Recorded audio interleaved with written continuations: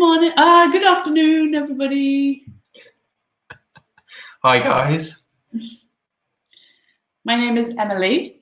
I'm from Cambridge in the UK. And my name is Gabriel. I'm from Birmingham, also in the UK. And we are both at the Ponte Lungo School in Rome, if you haven't met us yet. But what's your name? Where are you at the moment? Where are you quarantined right now? We'd like to know. Yeah. We seem to have only one person. There's one who has quickly come off and then left. Yeah. Well, I'll read through the focus. In this focus, we have common pet peeves, phrases for complaining, and polite requests. Mm-hmm. Maybe if there are any students listening, maybe you could tell us what a pet peeve is. What is it? We don't need examples yet. Yeah. But what is it? What is a pet peeve? But maybe we're just talking to a hypothetical future YouTube student, I think, at this point. Yeah. Yeah. Hello to you.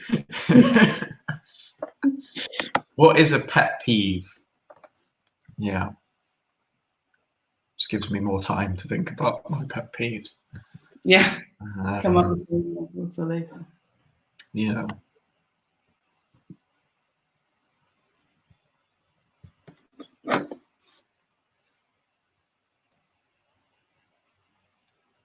Well, maybe I'll go forward. We can talk about the questions on the next slide. Yeah. Okay. Well, that's what we were saying anyway. Luca, hi. Hey, Luca. Nice to have you on again. Luca, can you tell us what a pet peeve is?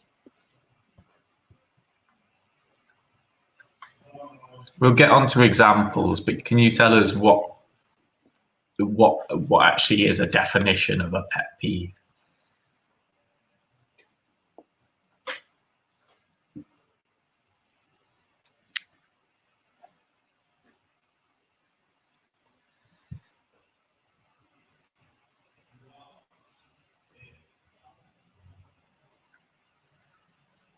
Oh, I've got one. Great. Well, maybe I'll bring up the other questions as well. Mm-hmm. I'll leave it there. In case Luca doesn't know what it is. Right. Oh, it's so funny when we don't know if the student is writing or not. Yeah. Could really revolutionize this technology, couldn't it? It's something that's just quite easy to do as well. A pet peeve is something that annoys you or that is annoying. Yeah. Yeah. So annoys you would be the verbal form there. If we're saying that something annoys you, or we could say something that is annoying would be the adjective there. There's something that is annoying. Yeah, exactly. Perfect, Luca. Great. So, what are your biggest pet peeves and why? So we need examples. It's a quiet one at the moment. I have 2 examples, and I know that there are more. There are a lot of things that annoy me in life. But the examples I've written are cracking knuckles. So people cracking their fingers, but the worst one, the one that really annoys me is when people pull the finger to crack it. Oh, I love doing that. Oh. I love doing that so much. It's because when I was a kid, I saw a man dislocate his little finger doing that. Oh, He pulled his little finger. He was cracking all his fingers, and he pulled his little finger, and he dislocated it. Oh God, so horrible. so So that's kind of sunk into your mind as I can't see someone something creepy. doing I this. think the worst sound is when people press down on that bit. I won't do it, but when they press down and do that kind of one, Yeah. so it Oh creates yeah. a real. Oh. It's something about knuckles. I don't really mind people doing it otherwise. Mm, I don't mind if you twist your ankle and then it clicks, or mm. I don't know, your wrist and it clicks or something. I suppose it's more of a habit, isn't it, when people are just doing that? Yeah. Kind of, they My do sister that does for. it all the time. That's a really good one. Lucas says, my biggest pet peeves are two. One, when people use their phone while they're driving, and two, when people spit on the ground. Those are good examples. It's really good, yeah. Yeah, I hate both of those things too. Oh, I hate seeing people spit. It's so horrible. Yeah. Yeah. I agree, Luca. Gabe, what was your example? My ones are probably more conventional ones when socializing or at restaurants. I do hate it when people sit on their phones at restaurants.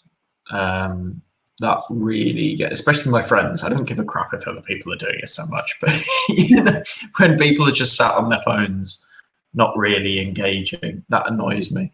Also, when you hear unnecessary, this probably makes me sound like a very moody person, but when you hear unnecessary amounts of laughter coming from a table next to which you're sat. You miserable sod.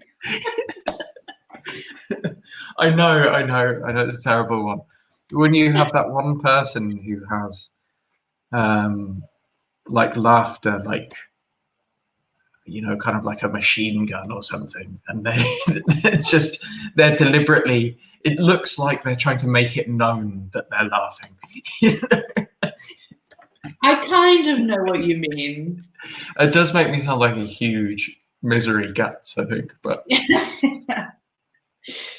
But so it's not so much a whole table laughing a lot, but if there's one person who seems to be laughing a bit obnoxiously. Yeah, but it's almost like it's forced, I think. Yeah. In that it's slightly artificial.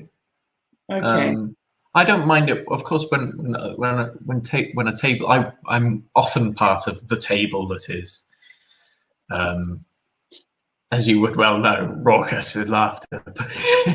It's when that one person forces it, I think, annoys me a little bit. Yeah. Okay. Yeah. My second one was people eating noisy food in the cinema. Mm-hmm. Oh, it annoys me so much. When you're in the middle of a really good film and then you hear someone going.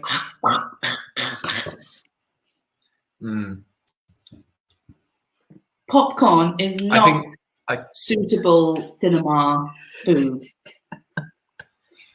Depends on the genre of film, I think. Well, if it's the Avengers, I don't really care so much. It's a really tender war drama or something. Yeah. With a dying scene and but what nachos are so crunchy. Why are popcorn and nachos the cinema food? And Luca, what do you think of food in the cinema? Don't make me just talk to Gabe this whole time. I want to talk to other people as well. Kicking of chairs is 1-2 for me, generally. I hate it when people kick my chair. It's just so irritating. On a plane or something, yeah. On a plane or in a cinema or something like that. Oh, in a cinema, yeah, you could have that, yeah.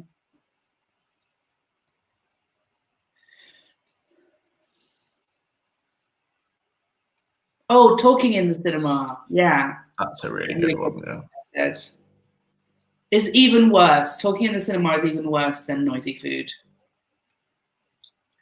Or just people using their phone at all in the cinema, because even if you're not talking, if they're sitting in front of you, the light from the phone is very distracting. Cinema etiquette, I think, is something we need to work on as a society. Are you advocating that it's taught in school or something? Yeah, that would work. Maybe we should arm the ushers. No, that would be a bit far.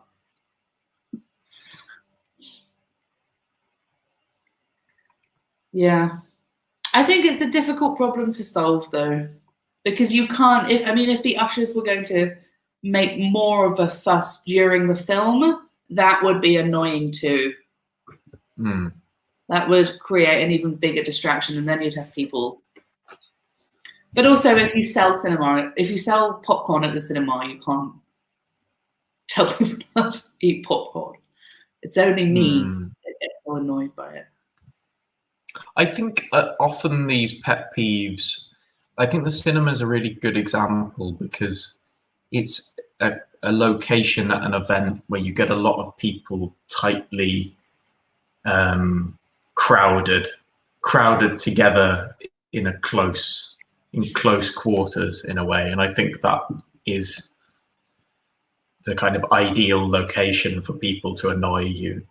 I think there are a lot at concerts and that kind of thing as well, which annoy me. For instance, if somebody who is very tall or somebody who's physically can obstruct your view goes and stands right in front of you, like obnoxiously stands in front of you, even though you've been stood there for a really long time, and they kind of then force you out of your spot. I hate that kind of thing as well. It's thoroughly discourteous to my mind. But I won't say anything, of course. Well, of course. It would be very un-English of you to... Yeah, I think so. So we have some phrases, which I should have shown before. My biggest pet peeve is, one of my biggest pet peeves is, I really hate it when. So we have a couple of superlatives. My biggest and my biggest. I'm just trying to think of some more examples for me. Maybe in a different context. This is in the cinema, I guess. Because it's such a good example for pet peeves. And everything that is annoying in the cinema is much worse at the theatre. So when you have someone in the theatre doing one of those irritating things, it's really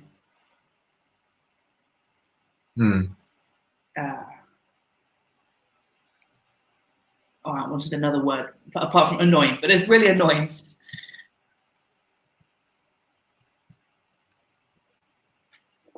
Okay.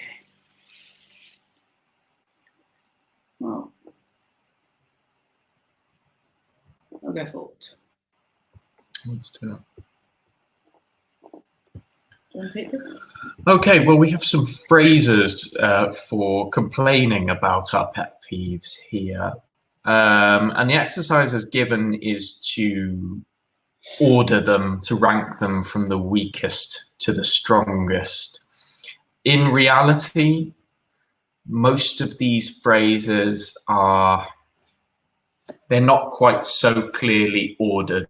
I would say that there are some which are quite strong phrases for complaining and some which are a little bit weaker. I think the idea as we go through, I think we've just got Luca on now, is to have a look at them and see whether they fall into the strong bracket or the weak bracket. which ones are strong and which ones are slightly weaker.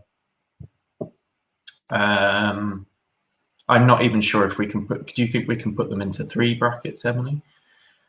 I think you're right. Just 2. Really. I think 2. I think let's go with strong and weak. So we've got I can't stand it when, it gets on my nerves when, it annoys me to no end when, it bugs me when, it bothers me when, I hate it when, it drives me crazy. So we start with the first one. I can't stand. So I can't stand it. Well, we'll give you this one then, Luca, if you don't know the phrase. I think this is a stronger phrase for complaining. It's like, there's a good translation. I think it's like unbearable. Do you think that that's well, unbearable feels understood? Even stronger.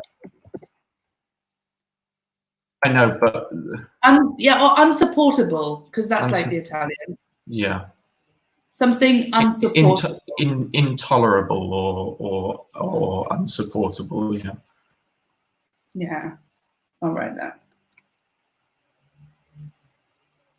Is it insupportable or unsupportable? But that doesn't really make sense in English. I know it's a translation into Italian, but unsupportable. I don't think you would. No, unbearable or intolerable. Intolerable has a translation into Italian. I think we've explained anyway. Okay, good. Okay. This is the problem when you live in another country for too long. You start to believe that words. Yeah. Unsupportable is a word, I think, but I don't think it carries the same sense as. I don't think we use it in this context. Okay, cool. So yeah, it's a fairly strong one, I'd say. It's not the strongest here, but it's a fairly strong one. Yeah. What about number 2? It gets on my nerves when. So for Luca, do you think that is a stronger phrase or weaker? Well, Luca says the weakest of 4 and 5. It bugs me and it bothers me. Yeah, I agree. I agree, Luca. I agree. Those are 2 of the weaker ones. What do you think for number 2? Is that stronger or weaker?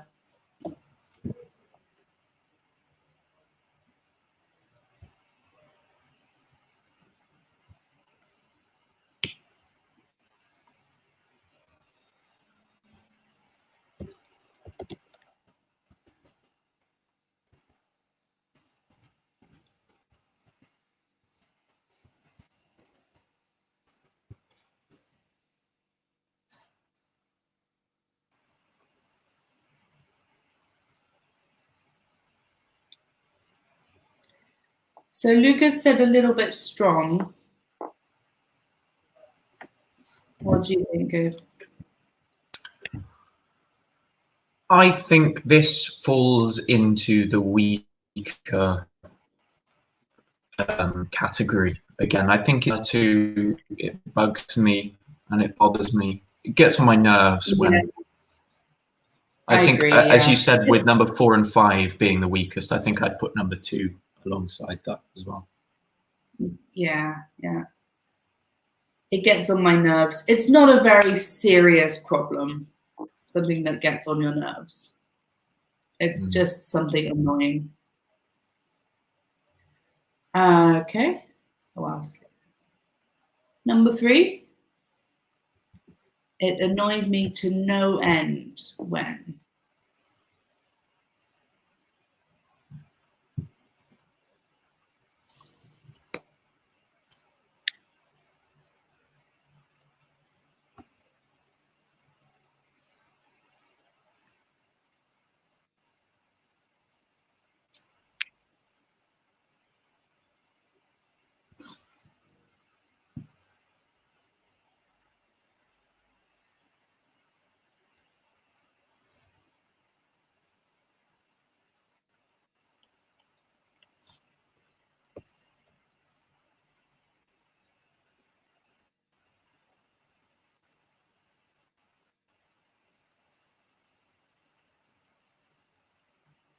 It is funny when we have 2 teachers and 1 student. Mm. Mm.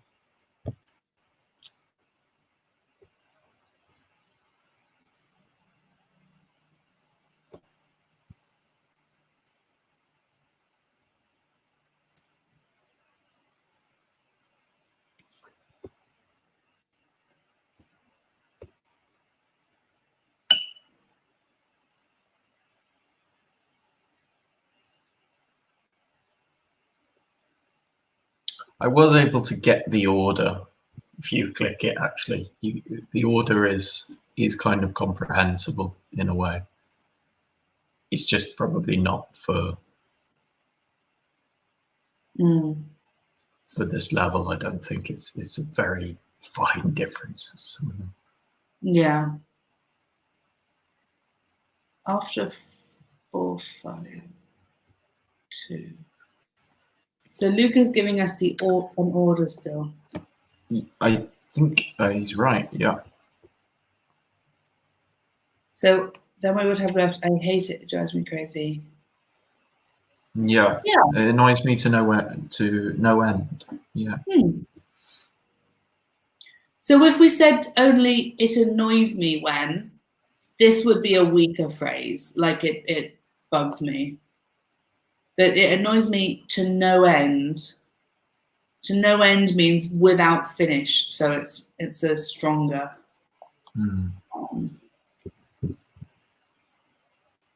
Expression. We could say it bothers me to no end as well. That would be a stronger one then in that case. If you click the first 4, it reveals those ones. I don't know if that might make it easier for. Yay! Good job, Luca. Good stuff.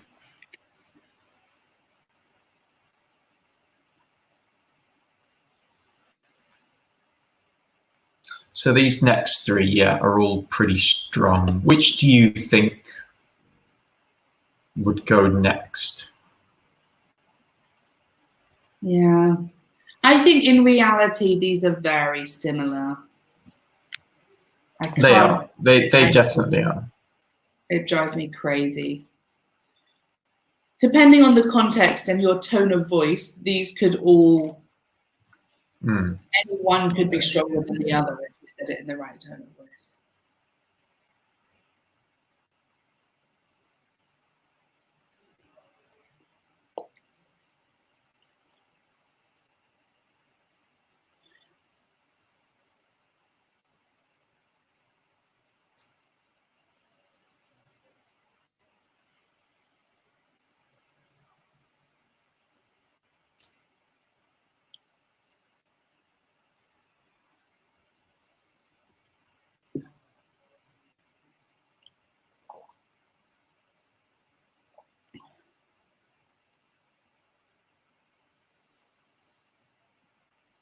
What do you think, Luca? What comes next? Or what's the order for the next 3? You could tell us all at once.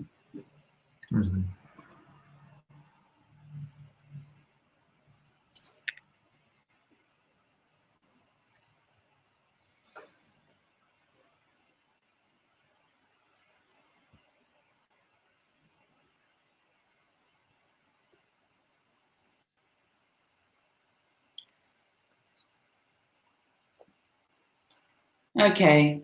I think maybe the words we gave to explain number 1 were a little stronger than this expression actually is. So something intolerable, I think, is worse than something you can't stand. Intolerable it's just a less common word, so it sounds a bit stronger. Because I don't think number 1 is last, is it? I think they put number 1 last. Oh, they have. Okay, well that just shows that I disagree. Okay.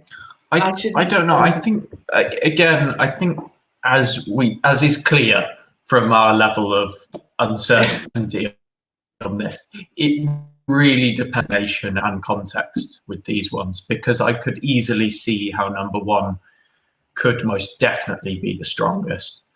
but also you can see how 6 and 7 can be used in a way that's much stronger than 1 as well, I think. Yeah, my instinct was that number 6 was the strongest, to say hate. It's true, but I personally wouldn't to the lengths of saying things like "it drives me crazy," because I hate is just a much faster way of saying something. But also, but the thing is, you could say "I hate" for like very low levels as well. I hate it when you crack your knuckles. You know, it's not intolerable, is it? Yeah, but if you're having a conversation with another English-speaking person, well, they're the same, really. Basically, Luca, what this proves is a lot of these are very interchangeable. Yeah, I think it can be personal as well. Which expression feels stronger for you, I guess, can be a personal thing. Yeah, it's true. To do with your I think, though, it does stand that number 4, 5, and 2 are the weaker ones. Yeah. I would definitely put it in a weaker bracket. And then the other 4, it's anybody's guess. It's really up to you, I think. They're very interchangeable. Yeah. But good job, Luca. You did better than me. Because they've put number 6 as really good. 5th. Yeah. And I was thinking it would be 7.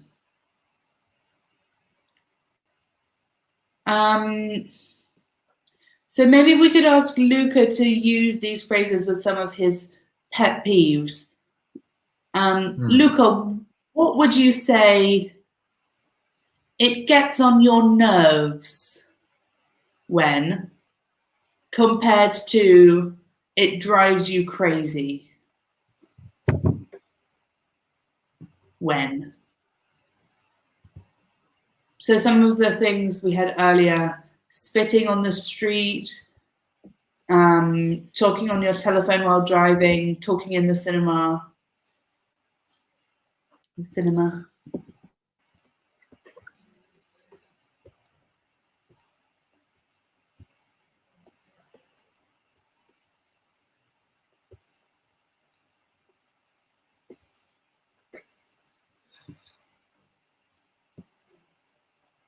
I think he's laughing at us. Tying ourselves in knots.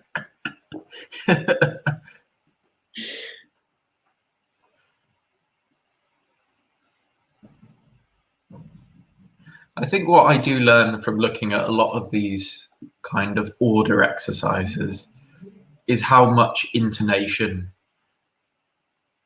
how to what degree intonation is important with communication in almost every single case. It's just so, it really depends. You could use all of these to mean various different things depending on the intonation. Yeah. And volume and pitch and all these kinds of things. I think we could argue about this for the whole evening. Oh, we could. So it gets on my nerves when people talk in the cinema, and it drives me crazy when people spit on the ground. Excellent. Yeah. So we've got a weaker one there. It gets on my nerves when people is the plural of person, so we could just say talk for that. When people talk in the cinema, and it drives me crazy when people spit on the ground. Fantastic. Yeah, great. Very nice. Okay. Good stuff. What do you do? I'm not sure this is. What do you do when a person is talking on their mobile phone in the cinema? It's no problem, Luca. It's not a very small mistake. And just another thing, in English, we would say I made a mistake.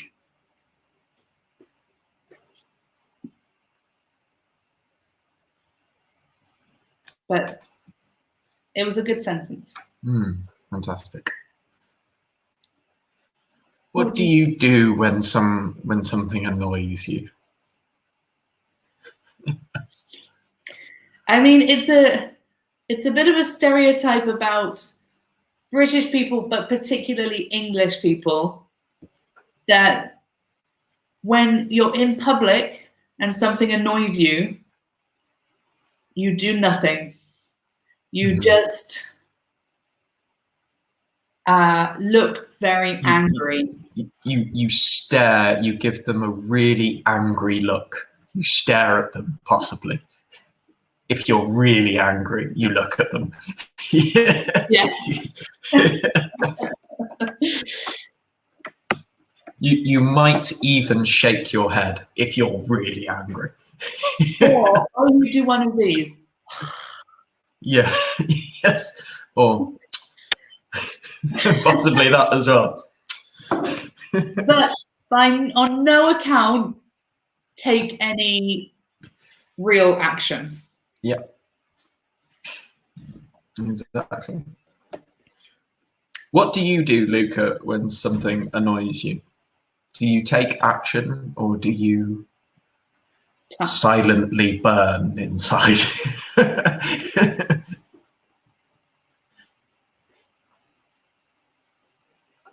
I think from this list, the only example where I might say something is with the first one. If a person is talking on their mobile phone in the cinema very close to me, then I would say something, I think. The second one being something that annoys you is a bit weird, isn't it? A couple is kissing in public. Blimey. Where are you? What do you do? Do you intervene? Guys, we've got to stop this. Settle down.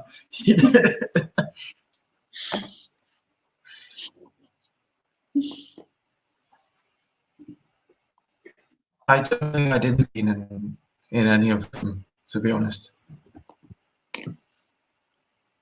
I really don't. I don't think I'd intervene in any of them. The one where I might intervene is if somebody drops rubbish on the ground. I've intervened in that before. Tell them when somebody has blatantly, especially if they're near a bin or a recycling bin, that that drives me crazy. It's just that's the only one I think I've ever intervened in.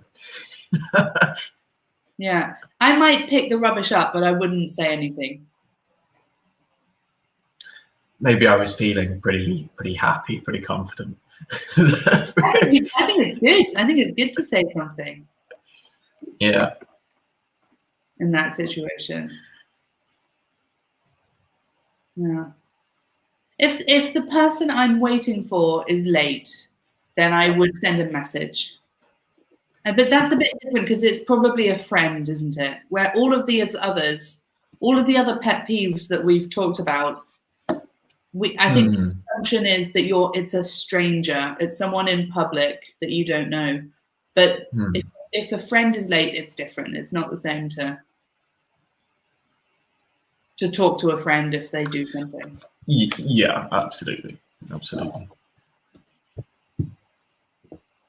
If a friend of mine was talking on their phone in the cinema, I'd probably smash the phone. No, I wouldn't, but I would definitely.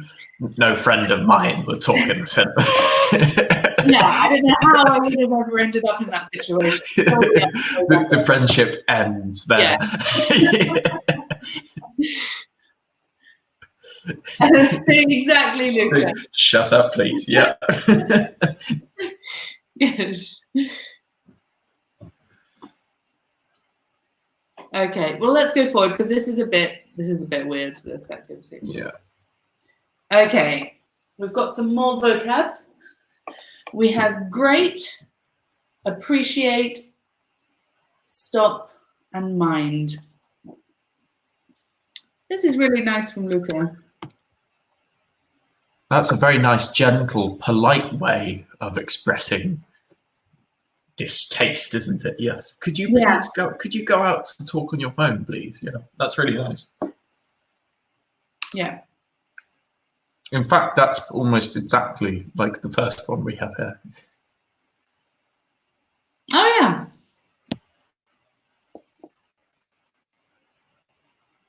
Or an even better way, I think, of saying the first one. Yeah, I like Luca's sentence better. Yeah. I think it's better. It's even more polite, I think, Luca's one. Mm.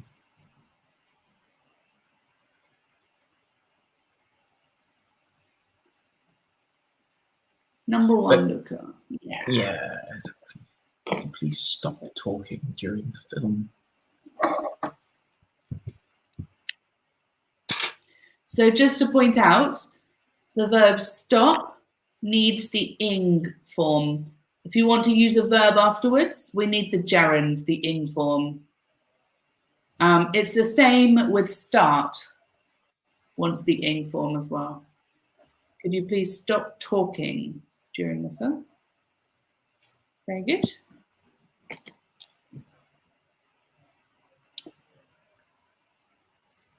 I'm pretty disappointed they didn't use the kissing example in this. Yeah, Howard. Suggest it and then not follow through. Yeah.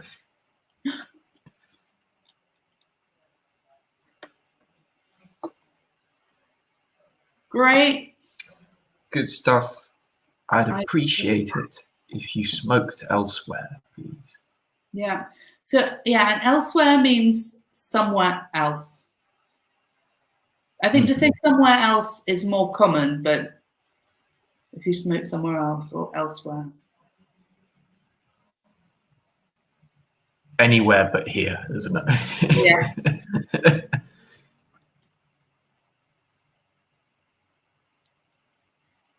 Number 3, excuse me, but would you not swearing in front of my children?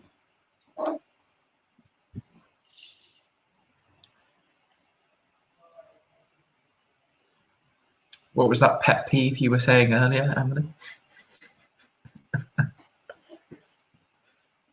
No, the one in this sentence.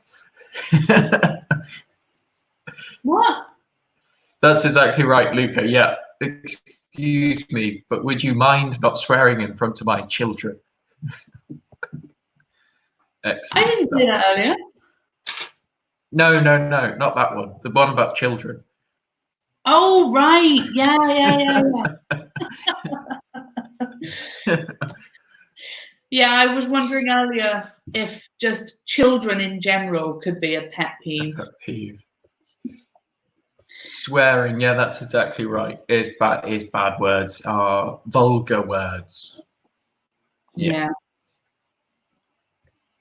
I think it's good for children to hear a bit of swearing. It's character building. Excuse me, but would you mind swearing in front of my children, please? Said no parent to their friends ever.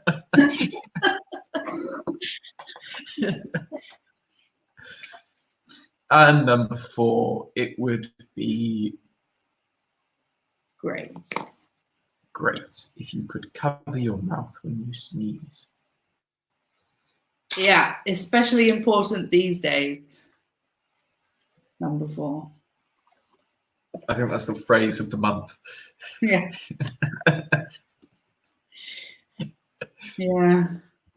So I think these are all quite polite expressions. Could you please, I'd appreciate it if, would you mind, it would be great if. Mm-hmm. These are all quite, oh, here's the grammar. So could is a modal verb. So we need an infinitive without to, a bare infinitive. Could you please stop? With ing, we got the verb stop then needs the ing form. Would you mind also needs the ing form, the gerund, not swearing. So this is a negative gerund. And then past simple, if. I'd appreciate it if it would be great if also if you could or if you stopped. Okay.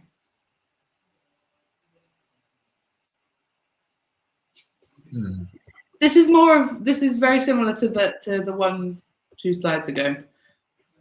What can you say if someone is blowing bubbles with chewing gum? I would just say cool bubbles. Yes. Cool. I wish I could do that. I think let's take this last one because this is the only one. This is kind of topical. What would you say if someone who is ill coughs and sneezes near you? But even then, if it's just I would move away.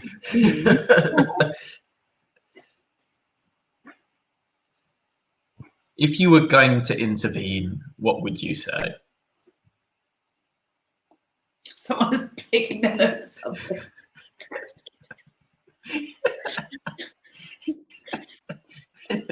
Again, the couple ones. A couple are fighting at a party.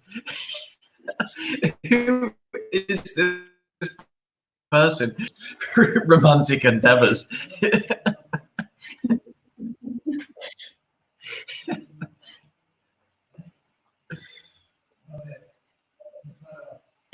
Are the last couple worth looking at, Gabe? The last couple of slides. Let me just have a glance. Well, we got 6 minutes left. Maybe there might be a better activity to finish with. Could you stop blowing bubbles, please? Perfect, Luca.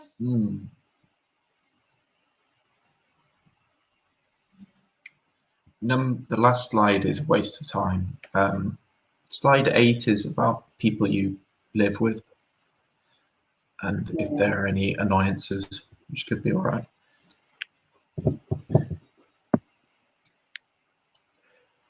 That's great. Instead of big, could you blow your nose, please? That's superb. Really good stuff.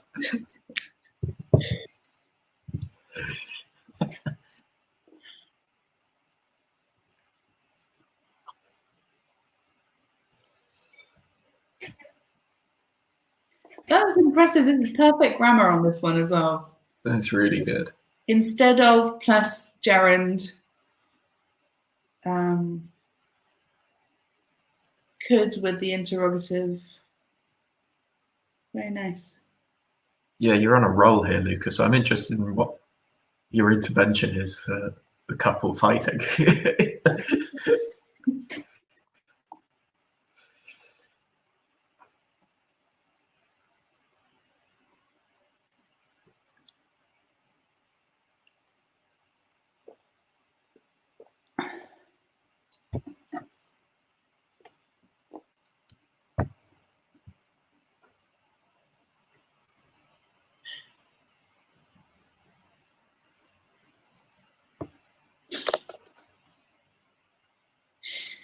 This is Luca's suggestion.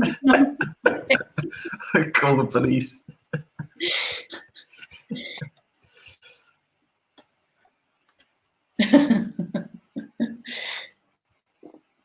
Maybe we should make Luca's sentence more of a threat. Yeah. We could I will call the police if you don't shut up or if you don't stop fighting. I will do this if.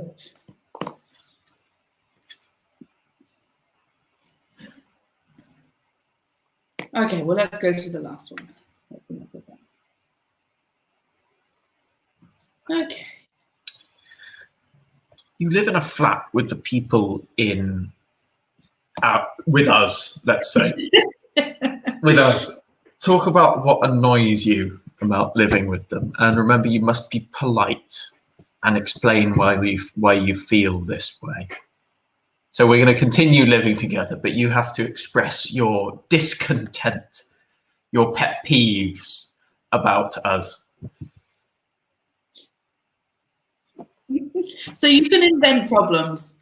I could say, Gabriel, your constant nose picking gets on my nerves, and I'd really appreciate it if you could do that in private and not in common spaces. That's good. That's good.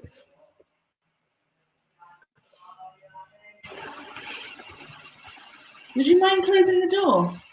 Would you mind closing the door, please? That maybe was for a previous.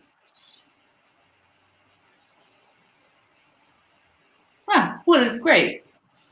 But yeah, very polite as well. Yeah. Very nice.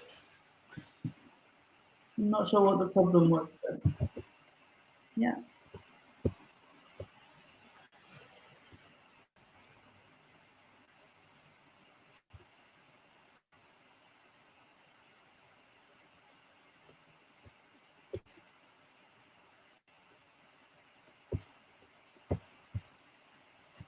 Or I could say, again, Gabe, constantly playing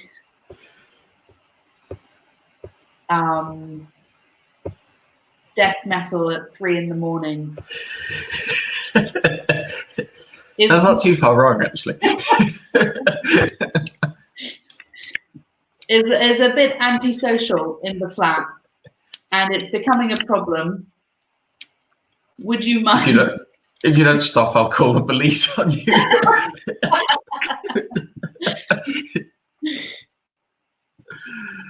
Could you tidy up your room, please? It's a mess. Fantastic. It's my room, Luca. It's my room.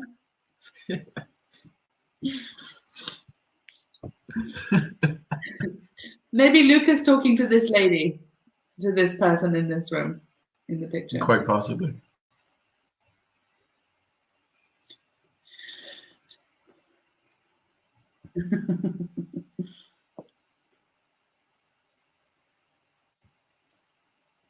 Do your flatmates do anything annoying, Gabe? Not really, no. I have very little. I think I probably do annoying things. I think that I had an intervention the other day because sometimes I take. I left a pan. See, remember, I'd left the pan in my room. Oh yeah. And they came to get it from me, and they asked me afterwards, "Can you just bring the stuff back after you're finished with it?" So, it was a very nice intervention again. I like this one. Could you make me a cup of tea, please? Yeah. Excellent stuff. That's a lovely place to finish, I think. We have to stop because it is. But really good stuff. Very good, Luca. Yeah, great examples, Luca. Really good. Very nice. We'll be back at some point later in the week. I don't know when our next 6 to 7 is. It is. Wait. We have one on Saturday at 12. If you're around then, Luca. But it's the Saturday, so. Yeah. Although days now is like. Yeah.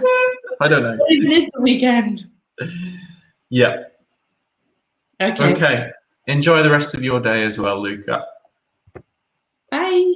Bye.